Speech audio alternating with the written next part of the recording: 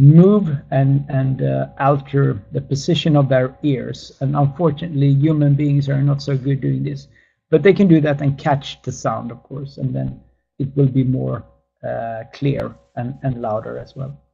And then you have even the shape of the head. You know, if sound comes to one ear first, it has to travel over my big nose to the other side. And of course, then you will have a different sound sensation depending on if it's the left or the right ear.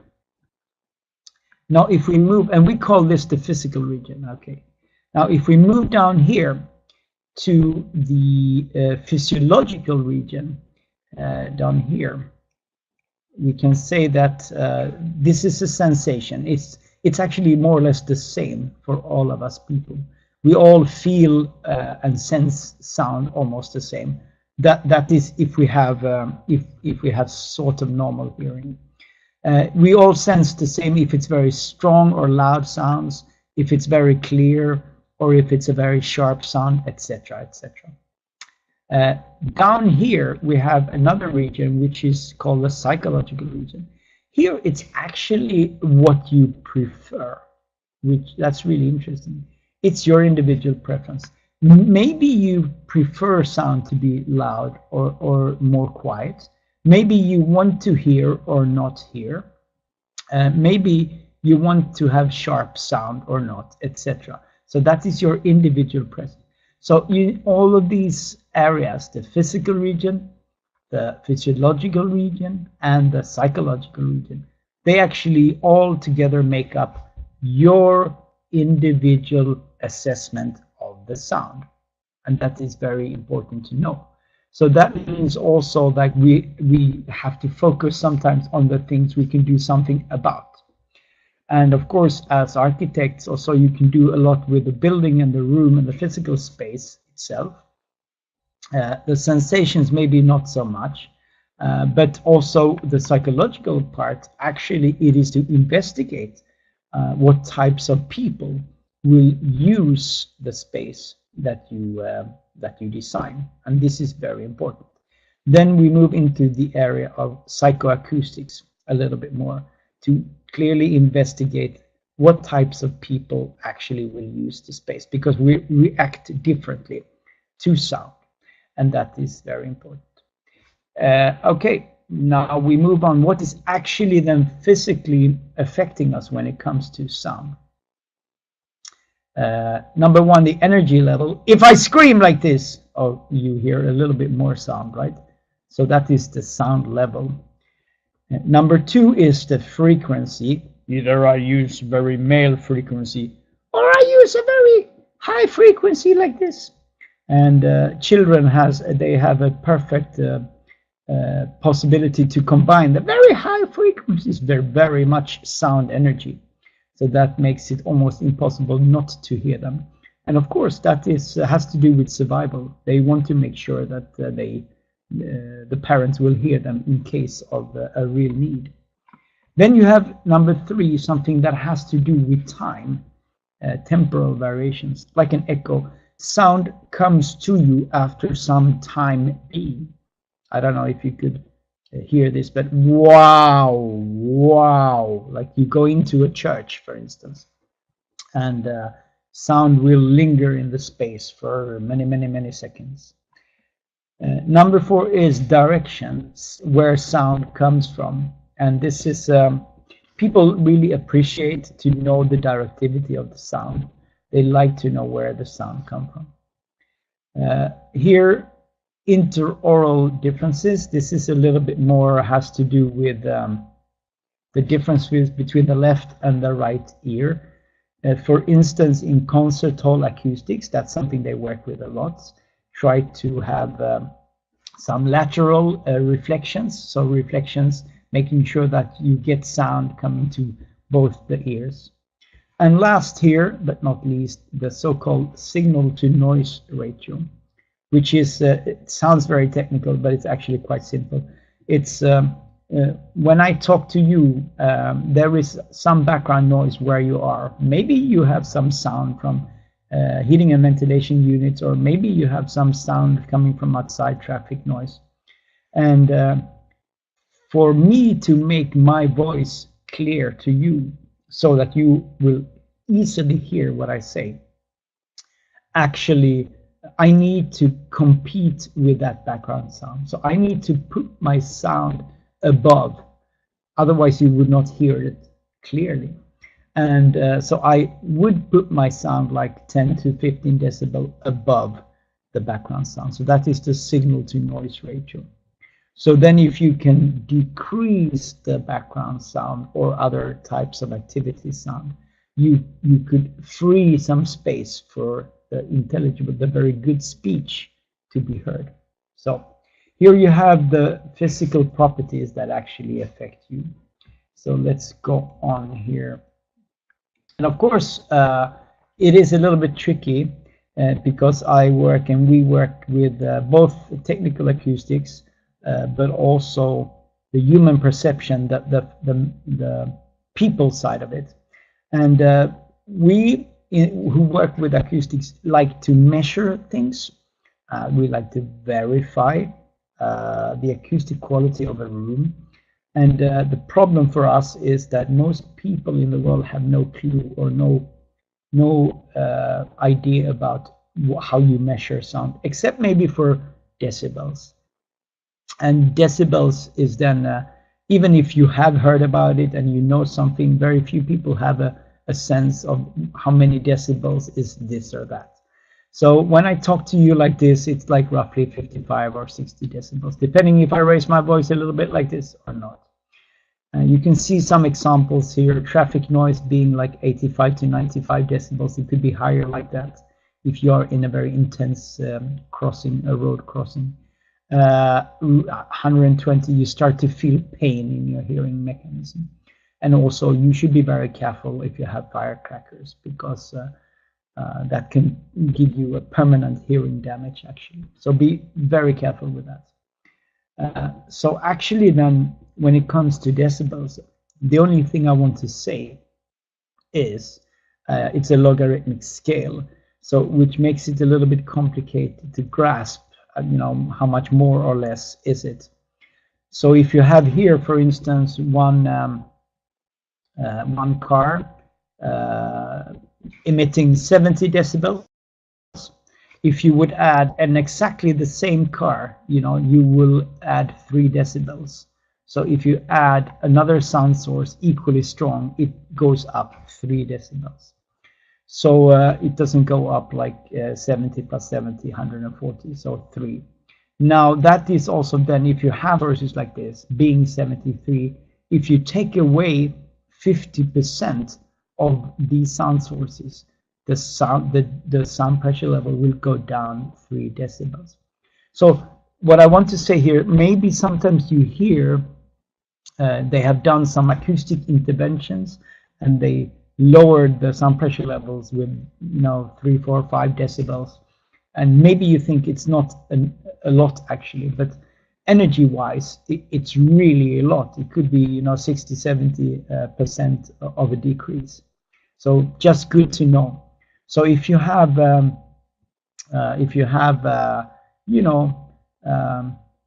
30 kids in a classroom and they all talk quite loudly, and if you have 70 decibels in the classroom, if you want to go down 3, then technically you should take away half of them. So you can see the drama here. So anyway, what I will show you later on a little bit, how many decibels can you actually go down when you make acoustic interventions, so when you increase the quality of room acoustics, and then how many less decibels will actually the people create, because that is very important. Anyway, we talked about a little bit about the frequencies, and nothing strange. It's a little bit like when you play piano, you have the left hand and the right hand, and you could say more or less that human beings have a quite not huge hearing range. It's from 20 hertz to 20,000 hertz. That's usually where we hear, and our hearing range could look like this. So up here you have the decibels, the strength of the sound, how loud is it, and down here you have the frequency. So the very low here and very high here, right? And up here you feel pain in your hearing mechanism if you have this loud sound, and you can actually get a permanent hearing damage. Not so good.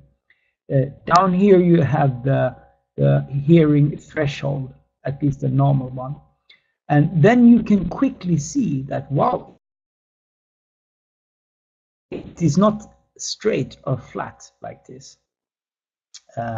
It is slightly curved up here, right? So to be able to actually hear the very low frequency sounds, you need to add a lot more sound energy, you know? Whereas here you can see here, right? So here we are very sensitive. We very easily hear all the sound coming in. So you can say when I speak to you like this, I use a lot of speech sounds or phonemes or speech sounds.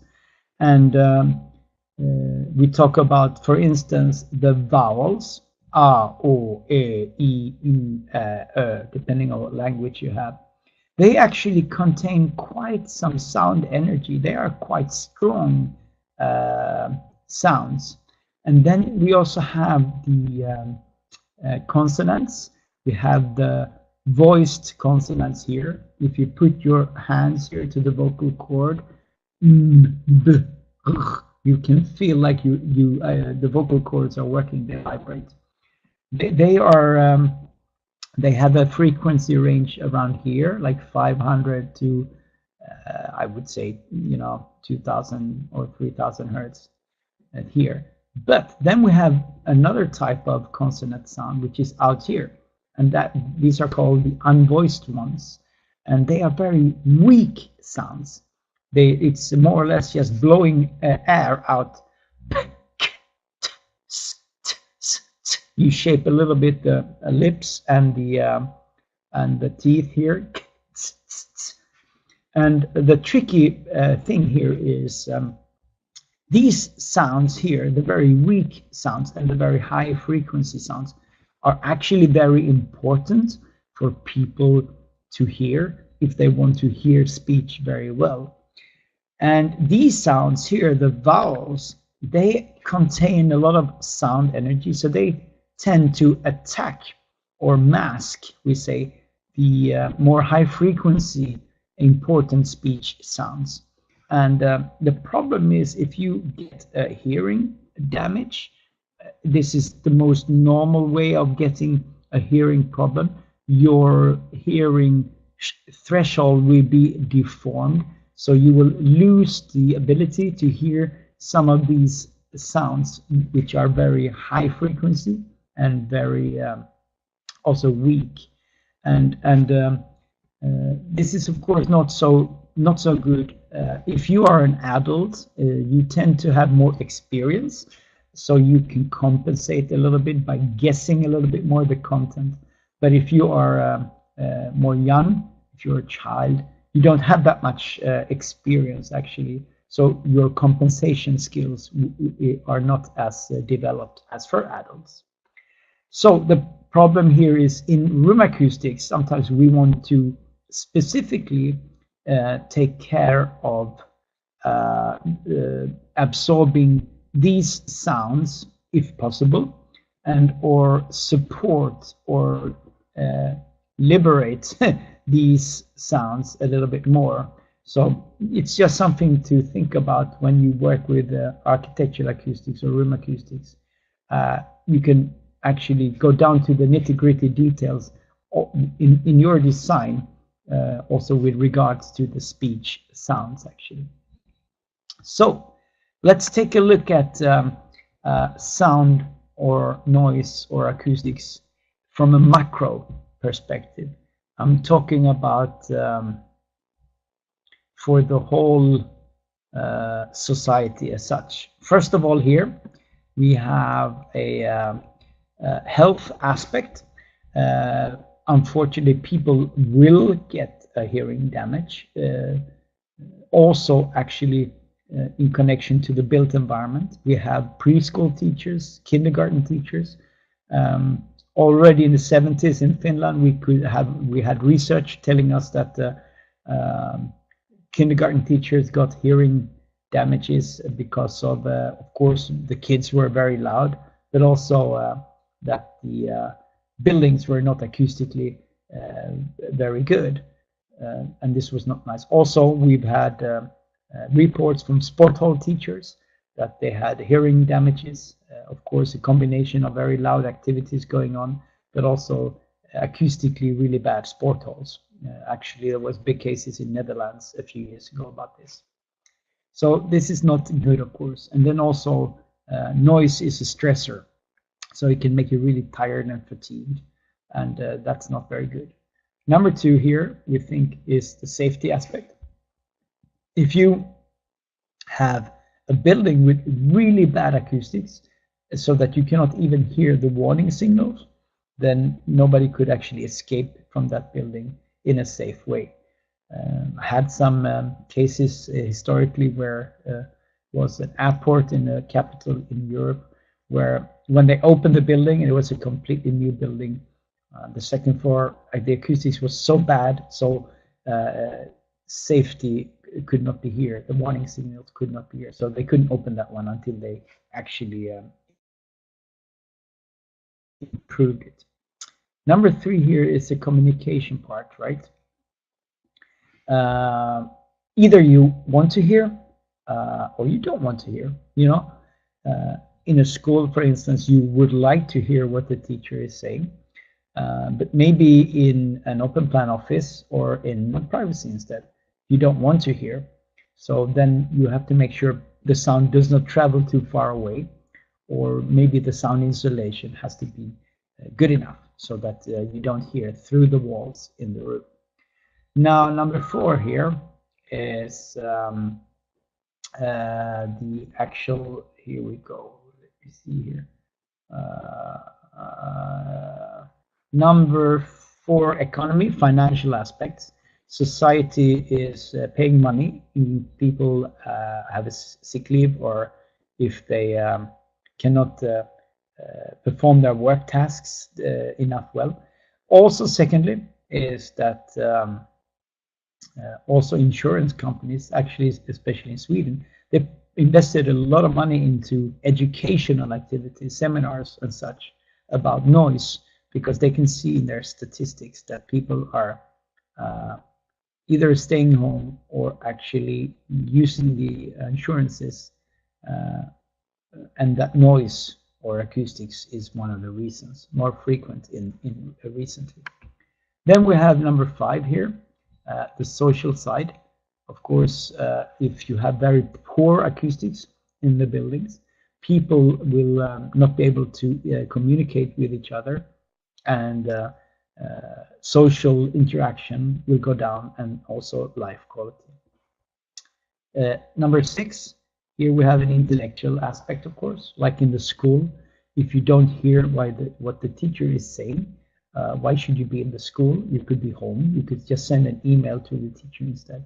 So we want to have some buildings that could facilitate intellectual development and learning.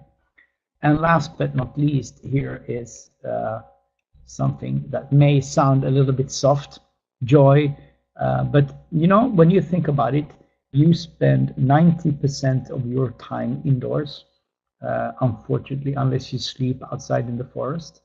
And when you spend 90% of your time indoors, why should you not enjoy the quality of the building, and instead of being irritated and frustrated and feel unhappy? So you can see from a macro point of view, there are quite many good reasons for producing good, acoustically good buildings, and also a society as such, of course. So how many of you did ever think about actually how sound or noise is affecting you? Here is a slide from a German research project.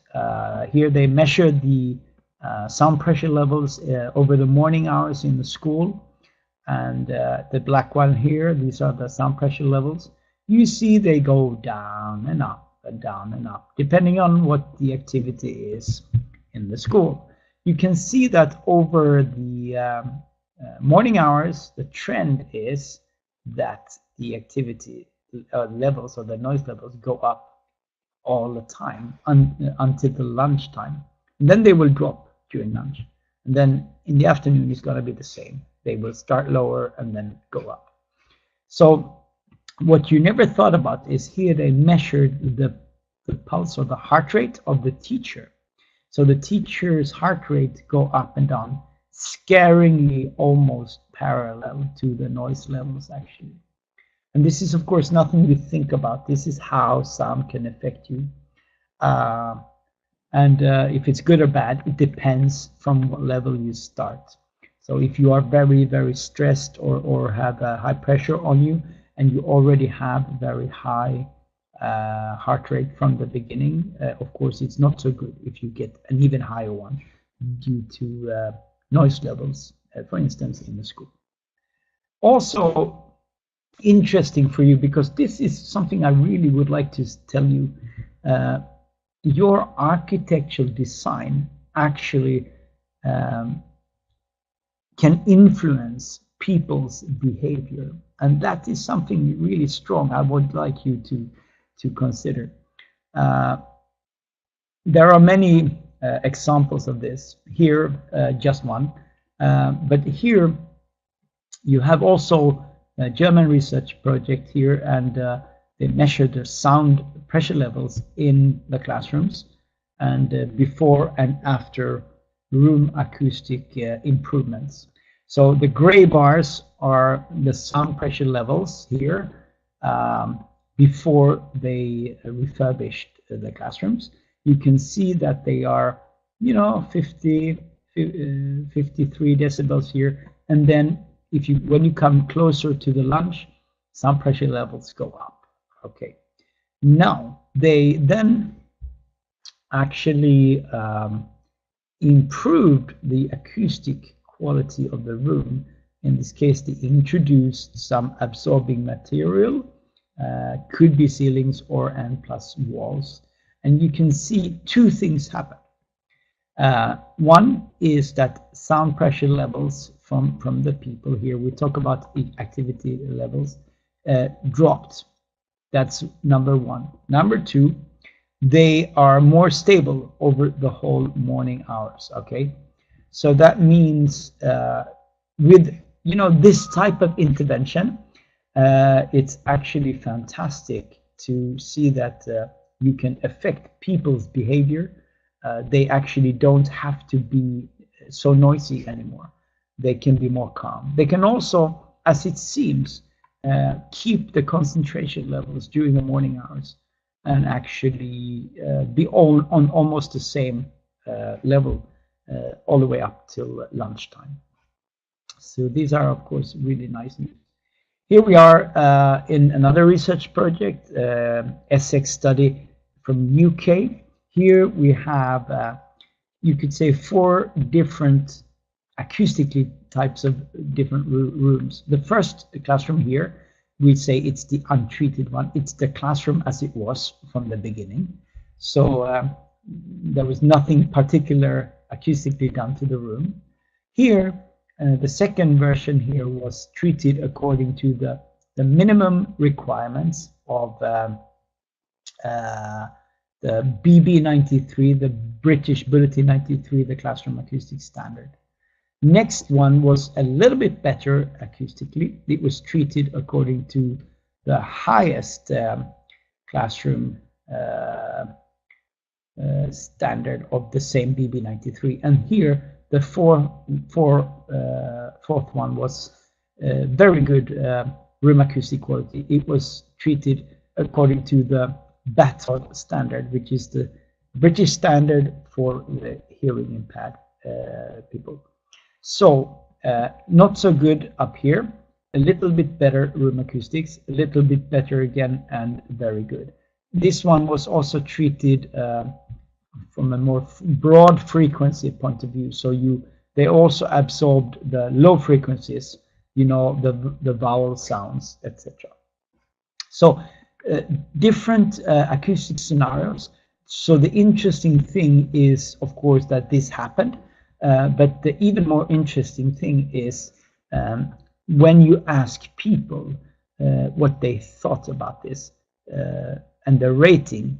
That is, I think, the most interesting thing. So here we have, they asked users or people who listen to the acoustics in these rooms. So what was the sound like? Was it indistinct or booming or unpleasant? Or was it the worst speaking environment ever? Or was it the worst listening environment, etc., etc.? Here you see a very perfect relation between actually each acoustic improvement of the room also resulted in another level here in this diagram.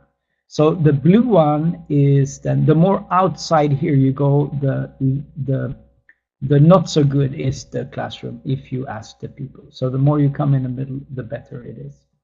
So you can see for each intervention you do, actually the untreated, and then you go the minimum standard, the little bit higher standard, and then the highest acoustic standard. There is a really, really nice correlation between what the people, the response of the people, and the actual acoustic improvements. So yet again, you see a really good, you could say, connection between architectural acoustics, and also the human experience. And also the same research here is very interesting, because here you see the 4 different acoustic conditions again, but from another angle, so to say. And here, the upper bar here is teacher's voice. Okay, teacher's voice, it drops for each intervention you do. The teacher can go down in voice levels. So if you speak like here over 70 decibels for 8 hours a day, you will have a voice problem in the long run. You can see it drops really dramatically to 60 decibels. So it's really a decrease in the vocal effort of the teacher. Now, what about the student generated noise? Here you see it's even more dramatic. Student noise go down even more dramatically, really. So here, if you see here, this yellow arrow, it's the signal to noise ratio. So what I said, the difference between these 2 scenarios. Here it's 8 decibel. So the teacher, when he or she is speaking to the class here, he is actually only doing it with 8 decibels above the background sound. Here, since the students decrease their sounds, it's a huge improvement. It's 18 decibels between the teacher's voice and actually the background sound or the activity noise from students. So you see a dramatic increase in the both the speech and listening conditions. So yet again, with acoustic design, you can actually influence people's behavior. They just lower their voices because they don't need to scream and yell, and people can concentrate better, and they can hear what the teacher is saying and follow the directions. So that was a little bit about how sound affect people, because it's important to know that that is what is really interesting for us, how the building and the acoustics actually affect people and their behavior. So to become simply acoustic experts in less than 1 minute, you need to know about these 4 concepts. That's actually, you know, the basics of acoustics, to be very, or building acoustics. Here, number 1, transmission. That is when sound is going through some kind of a building element and comes out on the other side. We also call it sound insulation. So if you have good sound insulation here, less sound will come through here, of course. Number 2, sound absorption. Sound comes to some type of material and magic happens. It will not come back. It will disappear. So there will be less or no sound reflections. Number 3 is the opposite of that. It's sound reflection. Sound will come to a hard material and will be reflected like a football or like a beam to come into a mirror in the other direction like this. And number 4, the thing a lot of people forget about, is called sound diffusion. Sound comes to a rough surface like this and gets reflected back in all kinds of directions. So actually this is very good to have a lot of sound diffusion. Diffusion is general very, very good. That creates a very good homogeneous sound or acoustic situation in rooms. So these 4, now you know, these are the ones that acousticians work with somehow, creating buildings. It's sometimes more of that one or less of that one or whatever because of the need. So here we are. Also, when you go into the building, there are some parameters that affect the building and room acoustics. One is the shape of the room. Sometimes you have, you know, you could say 2 types of rooms connected, like here. One small here, but actually here, one really big one. And they are coupled together here. So that means like they will interact with each other. So that is also a challenge, of course, acoustic. Also, we have the shape of the room. That will affect a little bit differently the acoustic qualities. I will mention a little bit about that. Then we have all the surface finishes. Every finish or surface of material either absorb or reflect or actually diffuse. So you have so-called coefficients, absorption coefficients or reflection coefficients, you know, even scattering or diffusion coefficients, so that you would know how much this type of material will either absorb or reflect or diffuse. And then last but not least, we have furniture, and these are very, very important for the diffusion of sound or sound energy in the room, because you will have to break up the sound energy and send it up in the absorber. I will also mention that. So we will say like this. We talk about, when it comes to room acoustics for ordinary buildings, so I don't say concert halls or any specific buildings, because then you need to work with more parameters. But if you want to describe the room acoustic quality, you could say reverberance is one. We will go through each of these. Clarity of speech, how noisy is the room or not, and here is one connected to open plan spaces. How far is the sound traveling in a room? We also call it sound propagation in English. Okay, so let's have a look at these 4 human qualities, and they can also be measured because there are a bunch of different room acoustic descriptors connected to these human qualities. Okay, so here we go. Let's have a look at what we call the reverberation and or reverberation time, which is the amount it takes, the time it takes for sound to disappear more or less in a room, or officially then the time it takes for sound to decrease by 60 decibels. Now, what is actually affecting the reverberation time? Here we have actually real measurements in a school canteen here in the south of Sweden.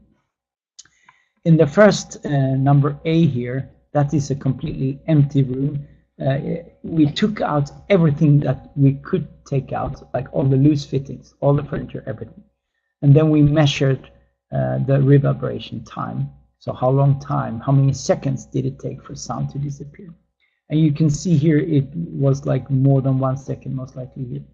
So very long reverberation time. Now, step by step, we can decrease the reverberation time and thus improve the room acoustic quality.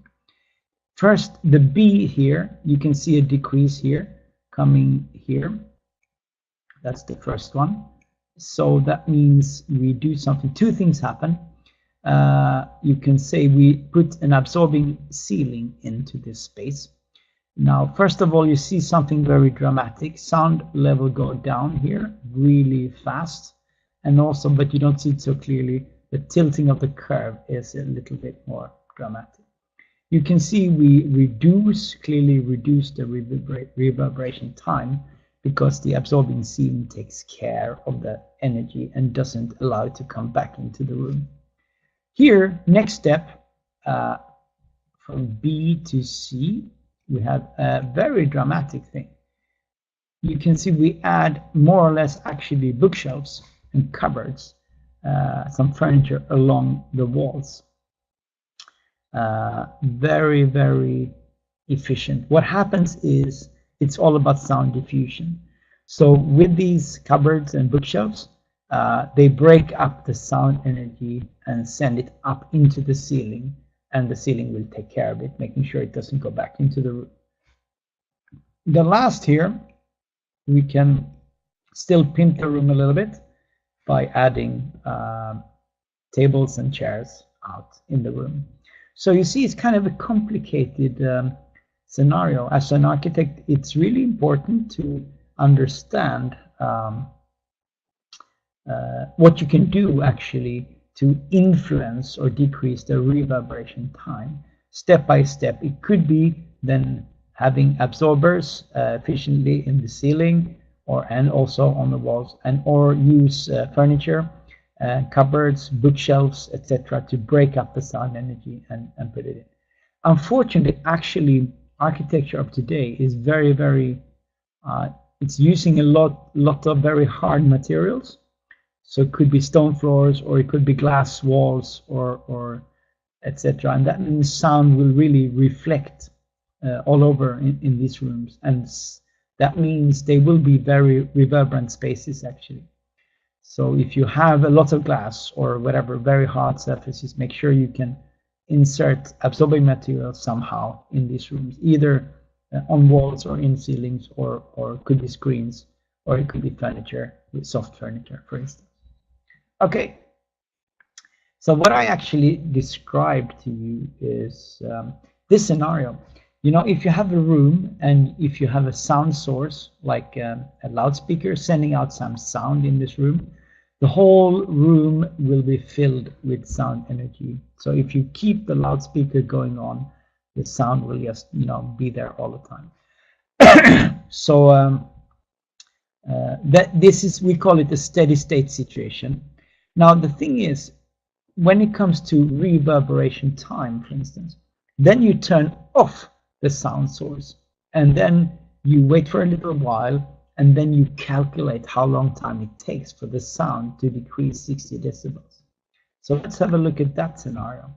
So if you do that, if you turn off the sound source, the sound energy that hits the ceiling up here will of course disappear very quickly. But here you have sound energy still lingering in the room because of the hard surfaces you have here on the sides.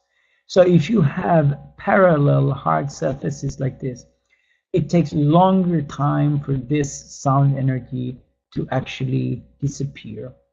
And then if you have some furniture like here, of course it will help a little bit. It will break up the sound energy and send it up in the absorber. So this is if you put some wall panel here, or whatever, bookshelves or cupboards or something, you will actually break up the sound energy too, and you will quite dramatically decrease the reverberation time.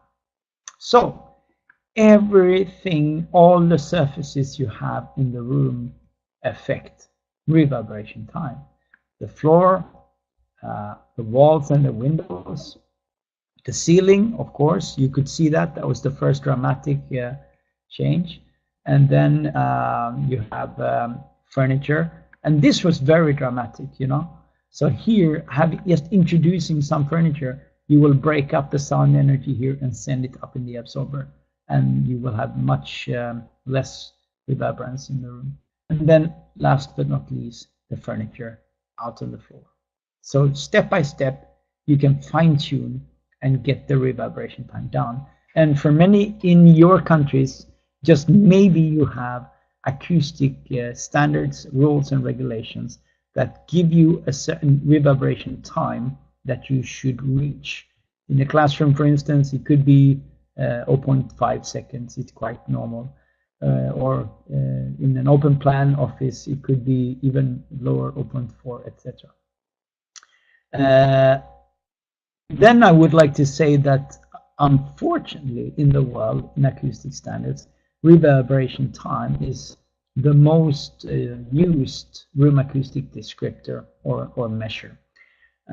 This is not so good, but this is a reality, and that means in the future we hope acoustic standards will include some other measures and room acoustic descriptors too. So now we leave this one and we go into the second human quality, speech clarity. Either you want to hear speech well or not. If you want to, you have to increase the clarity of speech. Now, if you want to have good, clear speech, I would like to highlight that when somebody is speaking, you have the direct sound going here like this. And that is, of course, really good. You have also a very short or quick sound reflex, maybe from very nearby surfaces, and it goes quickly. Those two together will actually not be heard as two different sound reflections. They will merge together and be one sound. These two reflections and the direct sound are very good for good clarity of speech. The gangster is this little long sound reflex that will come to your hearing after 50 milliseconds. So that's why I have a 50 here. So all the sound that comes to your hearing before 50 milliseconds is really good for clarity of speech.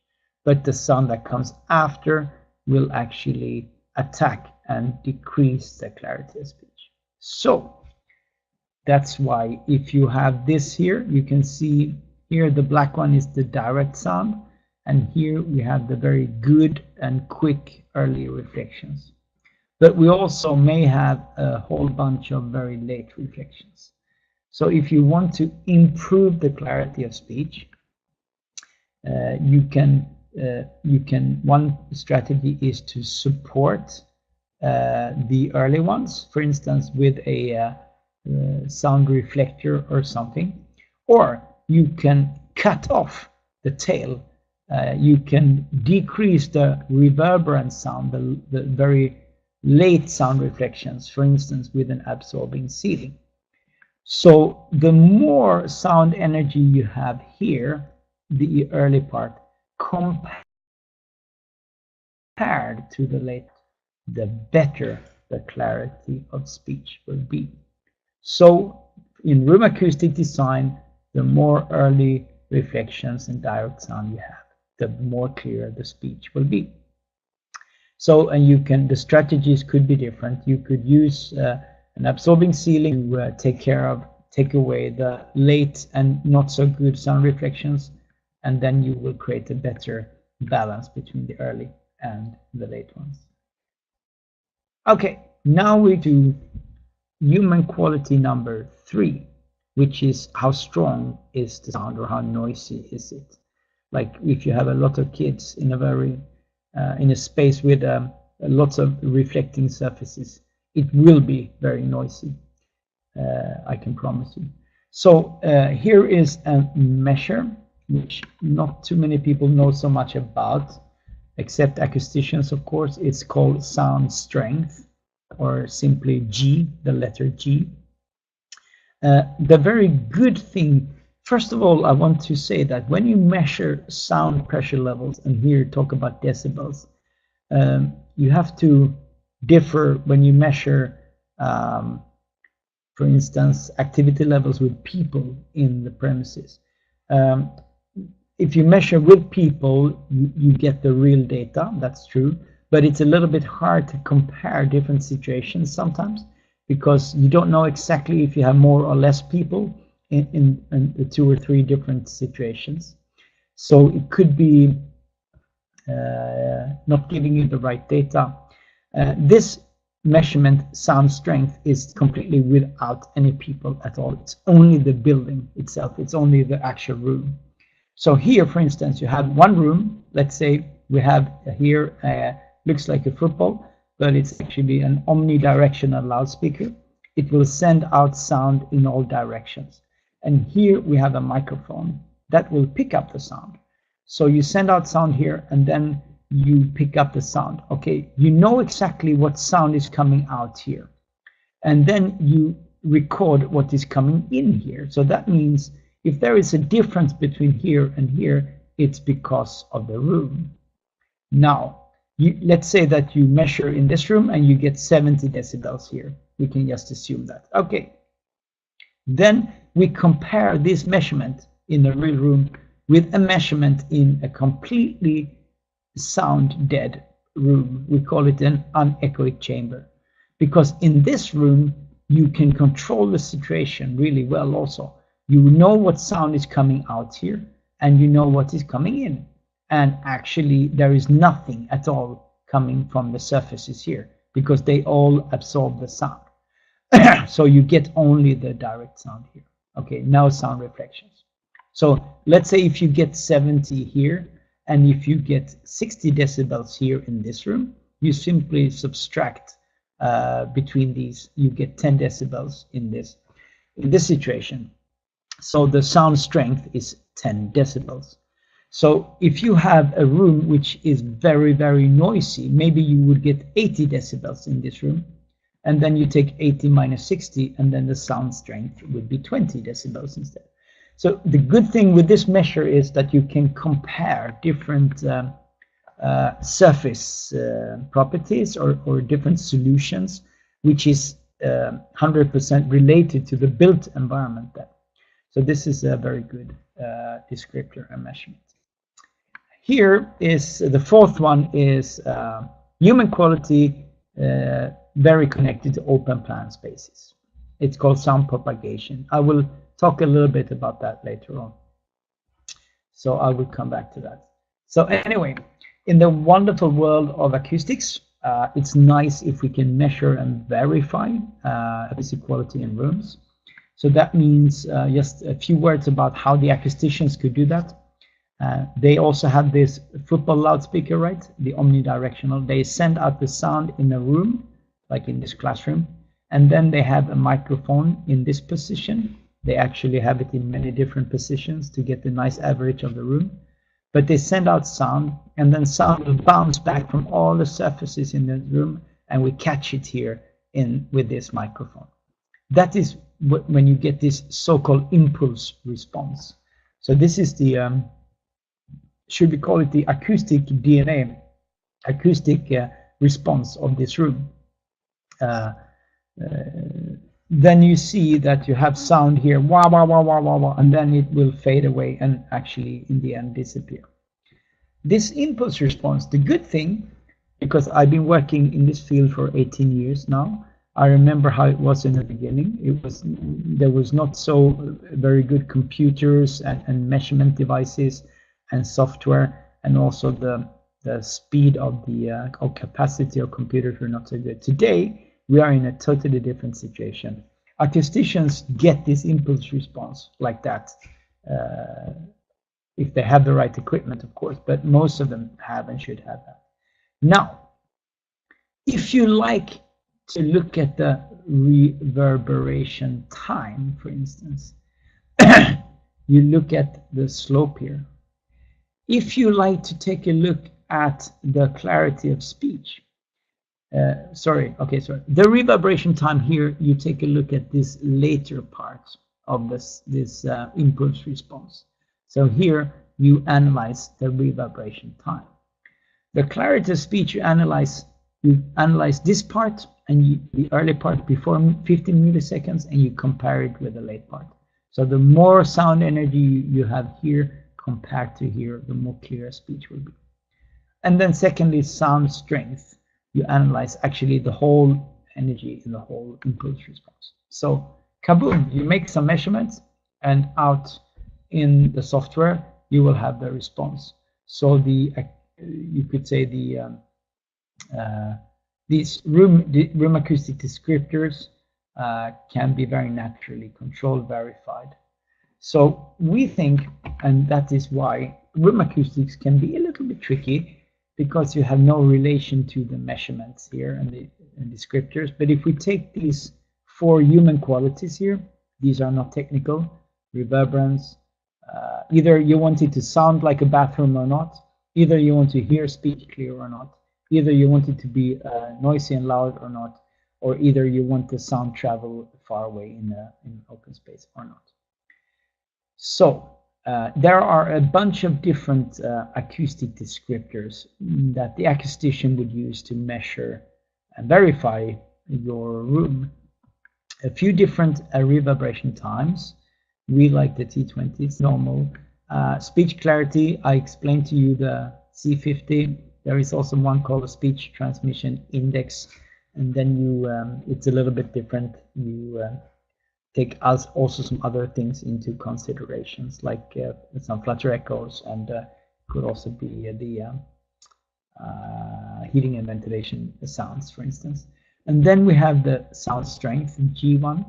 And then for spatial decay or sound propagation, there are some very critical ones, and I will not go too much into them, but it's more or less how sound is spreading in an open space. So, and what is more interesting for you as designers is that when you want to decide for your room type or your activity, what is very important? What acoustic descriptor or human quality should I focus on in this room? For instance, here in this classroom, you should focus on the reverberance, the clarity of speech, and the auditory strength. So here, you don't want it to sound like too much like a bathroom. You want to hear speech clearly, and you don't want it to be too noisy. Okay, so these 3 human qualities you should focus on. Then if we go to preschool or kindergarten, activities going on here are just very noisy activities. So you could actually mainly focus here on getting the noise levels down. That's your acoustic strategy, auditory strength. So if you have an open plan space like this, these are not so actually relevant. You should focus really a lot on spatial decay, or to decrease the sound propagation in the room. You don't want, if they talk here, you don't want sound to travel all the way here and disturb these people up here, right? So that means you have to take care of the sound propagation somehow. All right, that's and then if you have a music room, for instance, you know, activity-based acoustic design. What types of music is going on in this room? Is it acoustical music, choir singing, or is it electrified pop and rock, etc.? So then you may have a different strategy. If you want to have acoustic music, maybe you really want some reverberation, you want some feedback from the room. Maybe the singers want to hear their voice a little bit loudly, or if you have a piccolo flute or something, you want some feedback from the room. Whereas if you have a heavy metal band rehearsing in here, maybe you don't want it to be really noisy. You actually want to have a lot of absorption in the room, and because you have the volume control on the amplifiers, so you don't need the room to actually be your amplifier. So a little bit about this. Okay, Then different types of acoustic products or different material can be classified according to the absorbing capacity they have. Sound absorption class A are the best acoustic absorbers. So they have something we call a practical absorption coefficient. It's very high. If it's 1.0, that means that more or less 100% of the sound energy that comes to it will be absorbed, so not coming back to the room as a reflection. Of course, you can see that there is a little bit of gap here also. It's 0.90 or 0.95 or whatever. Then you have B, C, D, etc. So different types of material belongs to different sound absorption classes.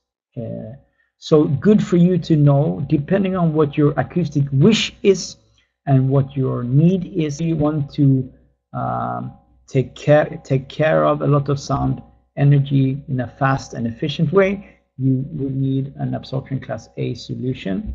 If you want more sound reflections, maybe you are okay with an absorption class C, etc.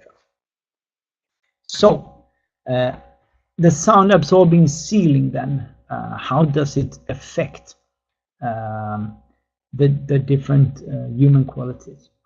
Well, as I described a little bit regarding reverberation time, that's a very tricky parameter to take care of. The sound absorbing ceiling will of course take the direct sound energy, but it will also interact with the sound scattering objects. For instance, like furniture, bookshelves, and other items in the room. When it comes to the sound level, how strong or how loud is the sound? The sound energy will be absorbed by the ceiling directly, okay? And then the more efficient your absorber is, the more sound energy will actually be absorbed. So a class A is then better than a class C or D. Speech clarity. What about the ceiling's influence here? Yes, the ceiling can help you to decrease the late sound reflections or take away them. And if you do that, you contribute to a better relation between the early and the late reflections. So the ceiling would take care of the late sound energy, thus paving the way for the early sound energy to make its revolution in the room. So interesting is that, wow, we talk about acoustics in rooms, but you need to talk about some other things. And if you want to create really good rooms and buildings in the future, you need to understand the activity in the room. What is going to take place in this room? That is very important. A classical example, like in Sweden, we have every school have a school canteen or school restaurant, and that means if you design a school canteen, mainly for only 2 occasions per year, when the headmaster is giving a speech or when you have some singing going on, that is wrong strategy. 98% of the time, the school canteen is actually a school canteen. It's a school restaurant. And it's a very noisy environment, and people want to have calm when they eat their food. So then it should be, the strategy should be to work with the sound levels or the sound strength. Now, also, it's good for you to know what types of people are inside the room, who will use it. Most simple, are they children or adults? Do they have good or bad hearing? Do they have special needs? But also maybe you want to be even more, you want to do even more investigations. And here, Ecophon is working with what we call psychoacoustics. It's to investigate what types of people actually are going to use these rooms? Are they introverts or extroverts or etc.? Because they react differently to the sound quality and sound. And then the actual room itself, of course. So it's when you really take care of these three cornerstones, activity, people, and space. That is when you can create good activity-based acoustic design. And this is what you'd like. Also, this will make your job much more rewarding and much more fun. So when you have activities in an office situation, for instance, wow, you look here, quite some different activities. It could be meetings, workshops, more noisy, focused, you concentrate, doing all kinds of stuff. Maybe you're on the phone, maybe it's a call center, or maybe it's teamwork. There are more or less noisy situations and different demands. So of course you need to have a little bit different acoustic strategies to take care of it. People, it's how we perceive sound, very individual. The well-being of us, also how we perform. Do we need to concentrate or do we need to communicate? If you take this space, this is an open plan office situation. Okay, you can easily say, like, if you want to make life very easy but maybe not so correct, you can say this is an open plan office and I want to design it like this. Simple. But if you look into an open plan office, you can see there are a lot of different activities going on in the same room. Maybe you need to have different acoustic strategies depending on what these activities are. Formal meetings going on. Okay, do you have enough silent rooms? Can people concentrate? Can they go and leave and go to another room when they need to? Do you have good enough IT solutions in this space? Can they work wirelessly all the time? What about you have creative meeting spaces? Here, it should be allowed to be more noisy. Maybe you need to place activities like this further away from people who concentrate and do individual work, So a lot of things to think about, but also it gives you a very rewarding situation because the end users will like you more if you take care of these things. Here, I would say it's really important to have active discussions with the clients and the people that will use the buildings if possible. That is very, very important. Okay. What about in the school? We also have different activities going on. Even if you call the room the same thing, let's take the classroom. Maybe you have a more traditional classroom situation, or in the same room, maybe you can have a more dynamic group discussion situation. Actually, this is more into speech clarity and should be a little bit more silent. Here, it's okay to be a little bit more noisy because communication is going on. But sound levels will actually also be a little bit louder. So that means in a situation where you have more a traditional teaching situation, teacher is only speaking, you want speaker comfort for the teacher, and the pupils should really be able to hear very clearly what's going on. In the other more dynamic situation, group work, you should be able to talk. So you should have enough absorption, of course, but you should also be able to concentrate. And also this group should talk to each other, but maybe they should not disturb another group, which is a little bit further up. So how does it look? What is the situation today then in the classrooms? Unfortunately, looking around the world, we do have a challenge with high sound levels, difficulties hearing, difficulties to concentrate, and also teachers have overstrained voices. Not such a good scenario. Some of these reasons may be the room acoustic qualities of the room, and then you may have other, of course, other reasons. Let me see here. Did I go up? Yeah, that was okay. So you need to think about then to balance the room acoustic qualities.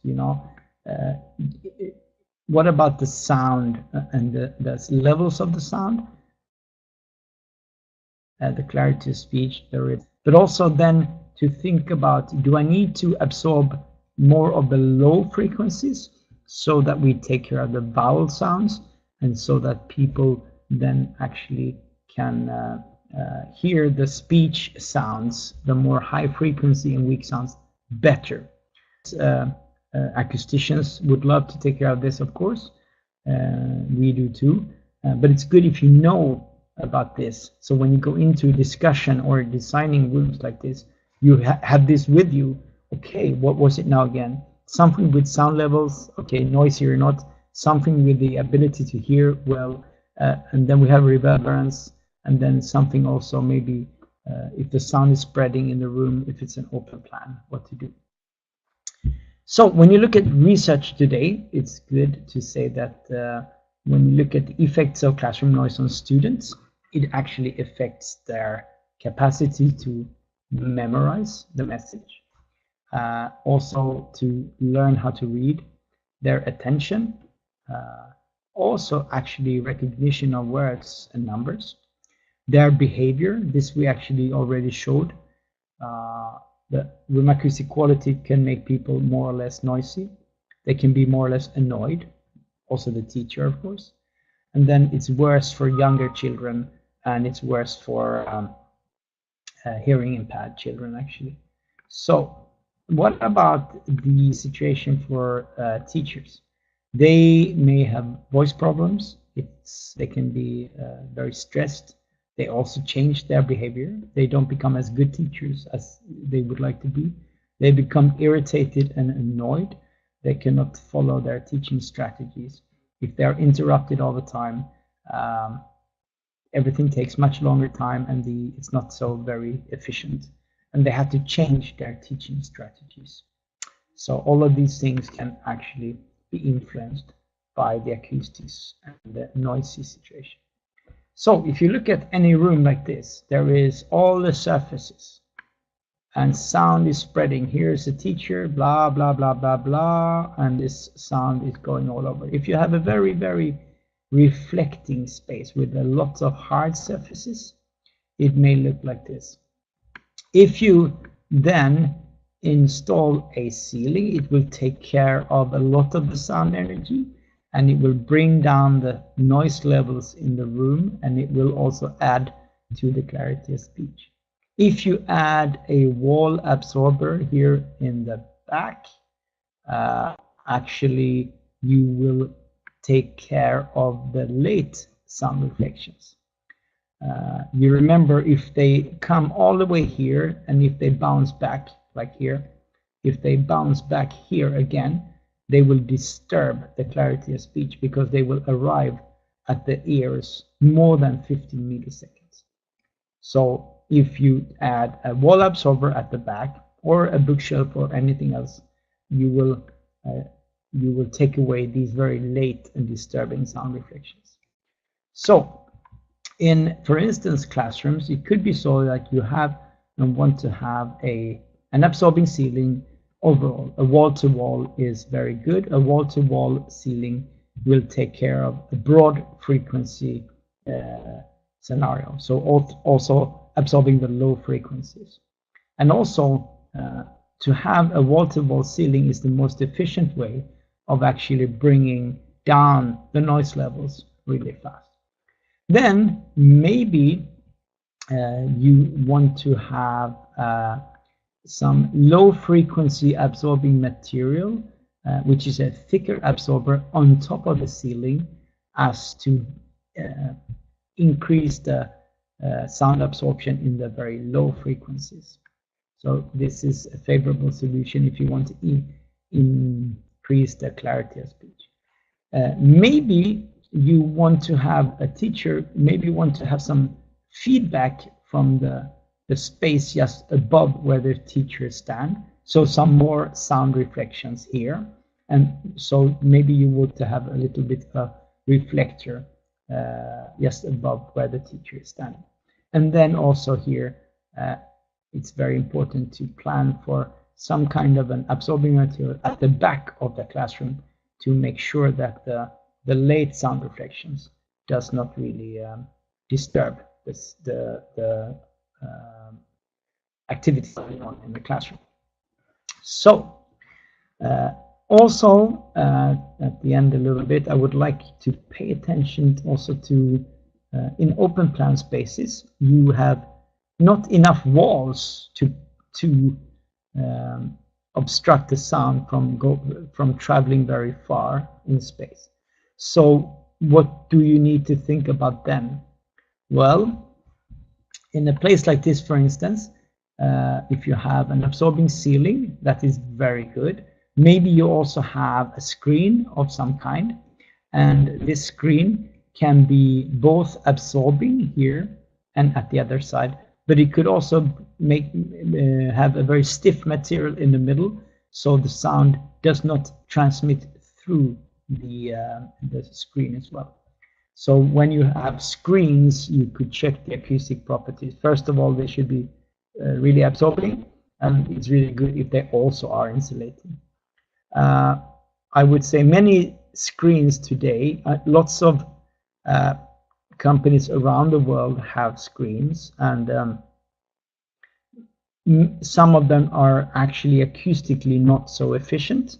They are more visually efficient. So, but if you can combine the acoustic features with the visual privacy, of course you have a win-win situation. So it's good to think about that. There is something called articulation class, or AC value, and a few words about that. That is a laboratory measurement where you have a ceiling like this, any kind of a ceiling, and how that ceiling interacts or react when you have a screen like this. So you send out the sound here, and then you measure at different positions here what the sound level is.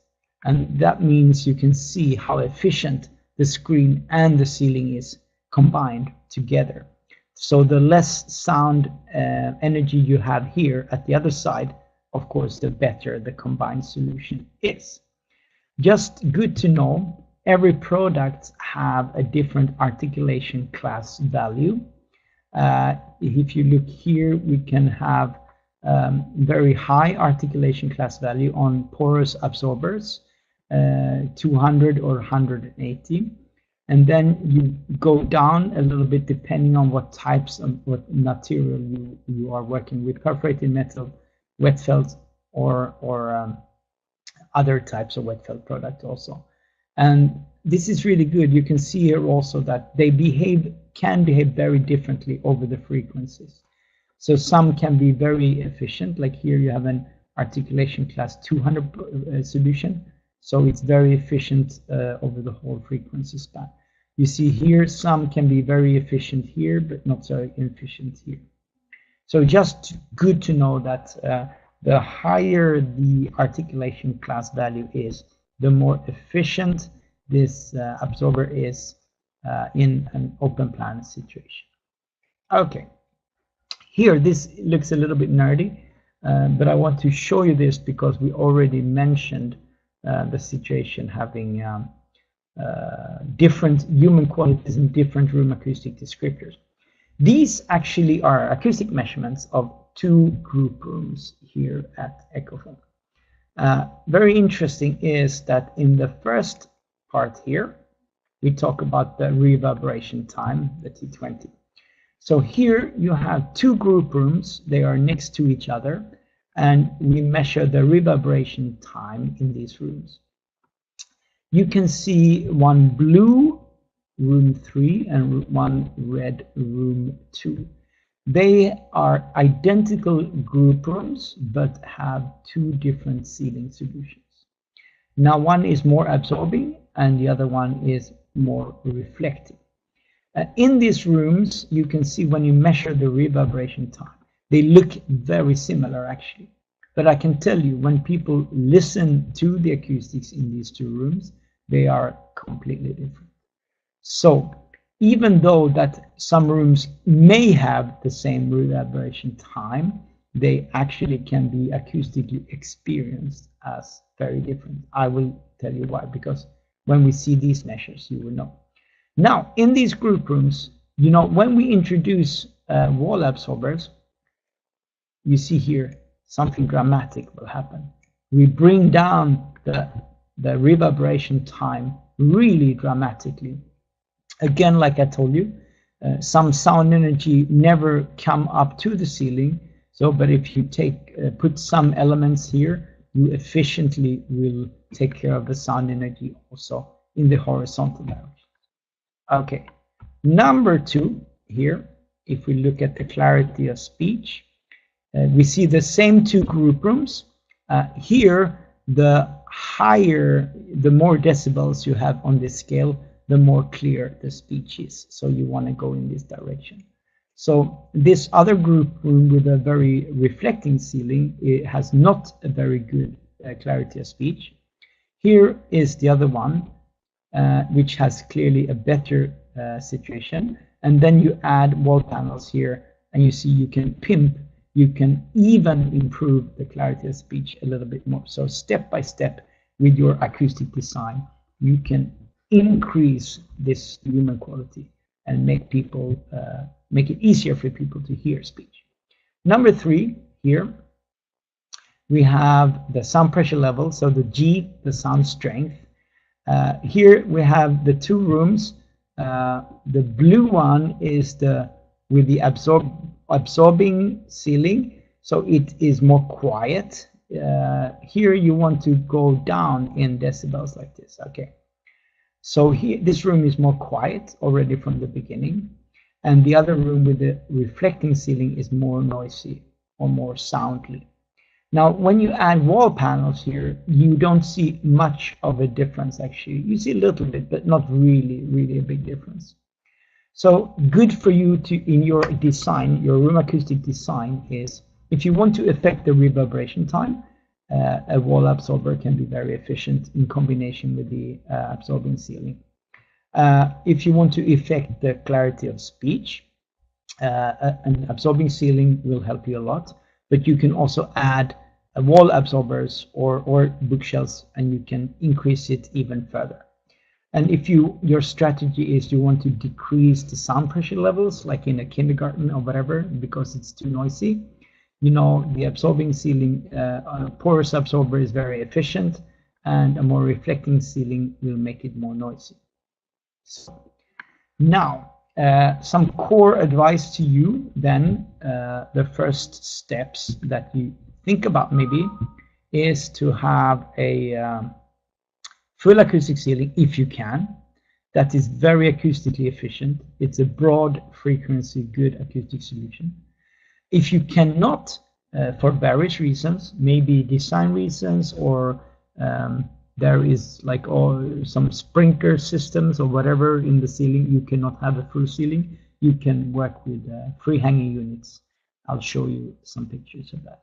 Next steps would be, okay, what about the walls? Can I do something to the wall? Yes, maybe. You've seen the real improvement you can achieve with wall panels. Then maybe you also want to have there are solutions, wall panels with low frequency absorption and also with a sound reflecting surface. Then maybe screens if you have an open plan. That means you have to do something. You have to obstruct the sound somehow, and that is really important. Then we also have acoustic patches here, which is you need to put some smaller elements actually on the walls. I'll show you a little bit. So, for instance, here some wall elements. The best acoustic strategies always take the sound close to the source. If you have people sitting here and talking, it's better to have the absorbers close to where they are talking. Okay, that means you take care of the sound energy really quickly. If you have a very sound intensive situation, call centers and the like, you know, the ceiling is a must. Here you can see they also have put some free hanging elements above, and they also have some screens too, and the screens are really close to the people, right? So close to the sound source. That's really good. Okay, a few slides left and not so many, so you can relax. just want to show you a little bit. We did some experiments with wall absorbers. So we added some wall absorbers, and then we added a little bit more and a little bit more. And how does that affect the different acoustic qualities? Here, the reverberation time. Okay, you can say for each, this is the percentage of the floor area, each little increase or intervention you do, you will bring down the reverberation time. Okay, so for each step, for each wall absorber that you put on the wall, then you can see you will actually bring down the sound pressure, the reverberation time. So very efficient. Good advice is to don't cluster them together. It's better to spread them as much as you can. And if you can spread them and put them in the talking, you know, the height where people talk, it's also very good. So what about the clarity of speech? The same situation here. For each add-on you do, you increase the clarity of speech. So very efficient then to pimp or to improve the clarity of speech. When it comes to the sound strength or the noisiness of the room, the wall panels did not show such a dramatic improvement, actually, because it's actually the ceiling that takes makes the biggest effort here. So, but if you want to increase really clarity of speech and decrease the reverberation time, some complementary wall panels are really good. And then bringing down sound levels, the ceiling is the place to work with. Okay, so it's been intensive here for you. I will soon leave you. And I just want to know that even after I left you, there is hope for life. So that means that if you want to know more about room acoustics and the latest news regarding room acoustics, we have a blog. It's called the Acoustic Bulletin. You find it here. It's totally open in cyberspace. If you go to this blog, you can filter if you're interested in offices or healthcare or whatever, or other types of news, the latest research, or there's a lot about design, for instance, architectural acoustics. And here you can also reach our YouTube channel, which has a lot of films and movies for you to use. It's hard to talk about acoustics. You have to listen to it sometimes. So here we have a lot of good case examples, or we try to, in a pedagogic way, show people and let them listen to different acoustic situations.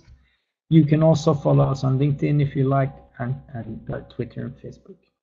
So also sometimes we have huge acoustic seminars, like here, the Ecophon International Acoustician Seminar. The last one was 2015. I just want to tell you also, like, we had a lot of lectures here, 2 days full of lectures. And it could be all kinds of subjects: room acoustics, architecture, green buildings, psychoacoustics, and the segments. We filmed all this material, so it's totally open here for you to use. The full-length films are here, and if you want just a trailer of each film, you can go here. So it's just to go to this page, follow these links, and you will find them. It's kind of a good resource for you in your education, I think. You can choose your favorite subject. Good. Also, all these films, I just want to repeat, say they are really good for you to use. I've been doing a lot of talking today, and that could be boring. So maybe you want to refresh your memory a little bit, and then you can go to the YouTube channel and enjoy the filmed material that we have. Don't forget that you can, of course, follow me on both Twitter and LinkedIn if you like. Would be very pleased to have you as followers. and I could follow you, of course. And I usually, broadcast or share a lot of the latest news from the wonderful, fantastic world of room acoustics. And that's like everything I would like to say. So thank you very much. You've been very dedicated listeners. I have some chat things here coming up. Sorry about this. Is the clarity of speech increased by reducing the reverberation time? Yes, it is. Yes. Because if it's a very too reverberant space, you have a lot of sound energy like staying on in the room, attacking the speech coming from the people. So that is why you want to decrease the reverberation time. And also you have to work, I mean, this is the normal way of doing it, of course. And the problem is if you have almost no furniture in there, and if it's a lot of hard surfaces, it will be a very noisy room, and you will also actually have very poor speech communication. So, but definitely you will be doing that. Take your time if you want to have some questions, or you are feel free to whatever contact me also if you have any questions. That's perfectly all right. I will stay on until Gabriel, the boss, will sort of direct me elsewhere. And if you have anything you want to chat here, it's really nice if you could do that within like a minute or so. That could be good. I'll put myself here also so you see.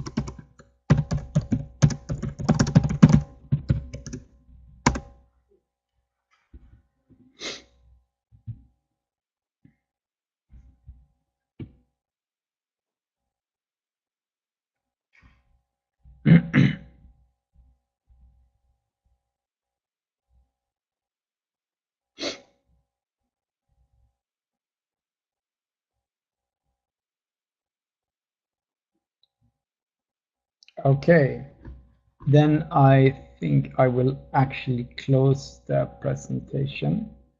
Bye bye, all of you, and greetings from Sweden. It's very rainy here right now, but hopefully spring will come soon. Just a few months to go. Bye bye.